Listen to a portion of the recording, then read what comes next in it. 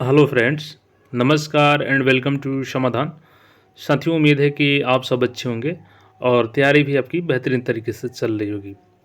और यहाँ पे साथियों बीपीएससी की तरफ से अभी-अभी नोटिस जारी किया गया है और ये 2 नोटिस है और यहाँ पे दोनों नोटिस जो जारी किया गया है 68th के हों स्टूडेंट चाहे 69th की तैयारी कर रहे हैं, ये आगामी किसी भी बीपीएससी एग्ज़ाम में सम्मिलित होने वाले हैं।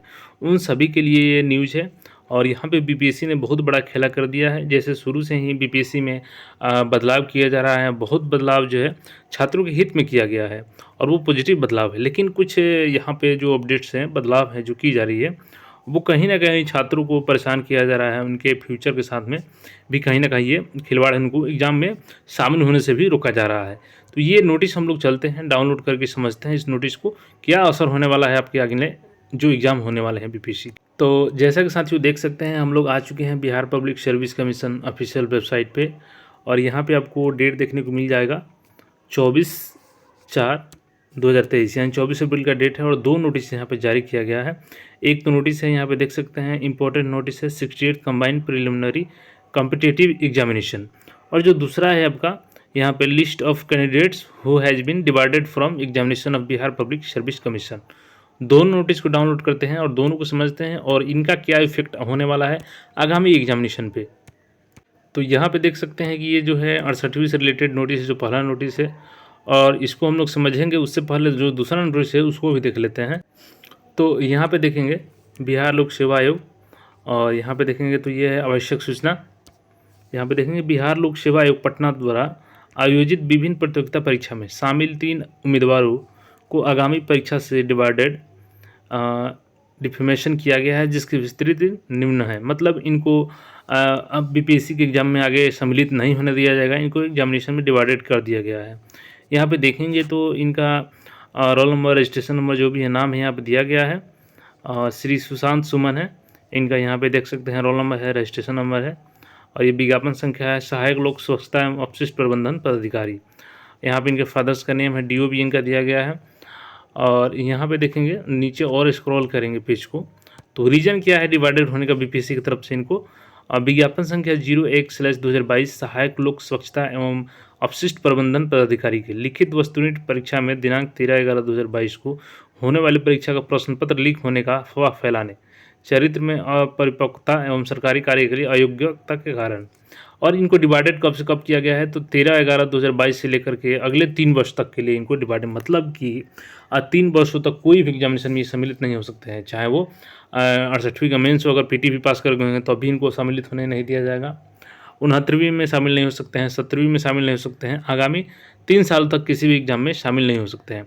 ऐसे ही जो दूसरा कैंडिडेट है रत्नेश कुमार, इनका भी यहाँ पर देख सकते हैं, इनके फादर्स नेम यहाँ पे है और इनके द्वारा अपने स्थान पर दूसरे व्यक्ति को विज्ञापन संख्या 02/2022 प्रधानाध्यापक के लिए सम्मिलित किया गया था। तो इनको भी 3 वर्षों के लिए डिवाइडेड किया गया। देखिए मतलब कितना धांधली चल रहा है।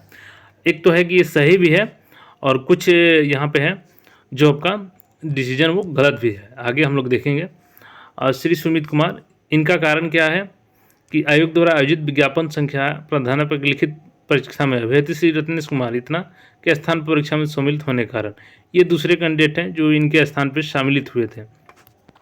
ये तो हो गया दोनों खबर, ठीक है। ये दोनों अलग अलग एग्जामिनेशन में अपने स्थान पे दूसरे को बैठाए थे या बैठे थे, तो इनको तो एग्ज़ाम से बाहर किया गया, बहुत अच्छी खबर है। लेकिन यहाँ पे अगर पेपर लीक की समस्या आती है तो कोई भी छात्र अगर उसके पास कोई न्यूज़ आती है तो ज़रूर शेयर करेगा उसको कि पेपर लीक हुआ है नहीं हुआ है। ये प्रशासन काम है कि जाँच करे कि हुआ है कि नहीं हुआ है।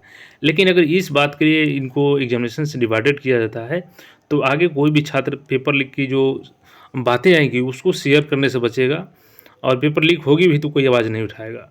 इसी तरह जो दूसरा नोटिस है 68वीं का भी खास करके उसमें जिक्र है, उसको देखेंगे तो और क्लियर। तो यहाँ पे देखेंगे तो ये आज की दूसरी नोटिस है, आवश्यक सूचना दिनांक 12/2/2023 को आयोजित 68वीं संयुक्त प्रारंभिक प्रतियोगिता परीक्षा के सामान्य अध्ययन विषय के दिनांक 4/3/2023 को प्रदर्शित अंतिम आदर्श उत्तर पर आपत्ति करने वाले कुछ उम्मीदवारों द्वारा दिनांक 18/2/2023 को उत्तर पर आपत्ति में संलग्न साक्ष्यों की पुनरावृत्ति या किसी प्रमाणिक साक्ष्य के बिना आपत्ति की गई थी तथा कुछ अन्य उम्मीदवारों जिनके द्वारा 18/2/2023 को प्रदर्शित उत्तर कुंजी पर जिन प्रश्नों पर आपत्ति दर्ज नहीं की गई थी या कोई आपत्ति दर्ज नहीं की गई थी, फिर भी उनके द्वारा दिनांक 4/3/2023 को प्रदर्शित अंतिम आदर्श उत्तर के विरुद्ध आपत्ति दर्ज किया गया, जिसके कारण आयोग का बहुमूल्य समय बर्बाद हुआ।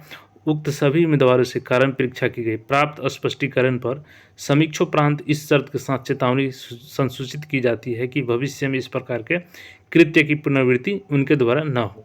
यहाँ पे आयोग का क्लियर बोलना है, ये शुरू में भी बोला गया था आयोग की तरफ से कि अगर आप ऑब्जेक्शन करते हैं तो दोबारा प्रोविजनल के बाद फाइनल आंसर के पे आप ऑब्जेक्शन करते हैं तो पहले का आपका प्रूफ नहीं होना चाहिए, कोई दूसरा प्रूफ होना चाहिए, या बिना प्रूफ के नहीं कर सकते हैं आप।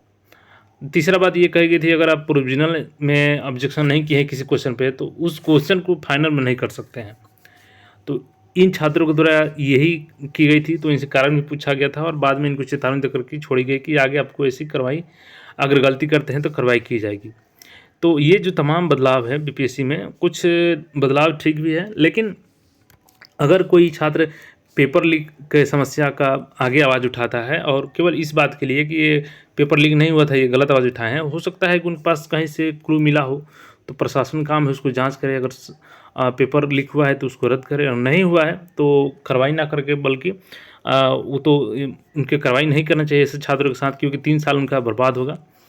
बाकी आपका क्या इस पे राय है, क्योंकि इसका इफेक्ट अगले 69वीं पे भी पड़ेगा, आगामी किसी भी बीपीएससी एग्जाम पे पड़ेगा। तो आप लोग कमेंट में अपना राय ज़रूर बताएं, और चैनल पर नहीं तो बीपीएससी का अपडेट्स के लिए चैनल को सब्सक्राइब कर लें। धन्यवाद।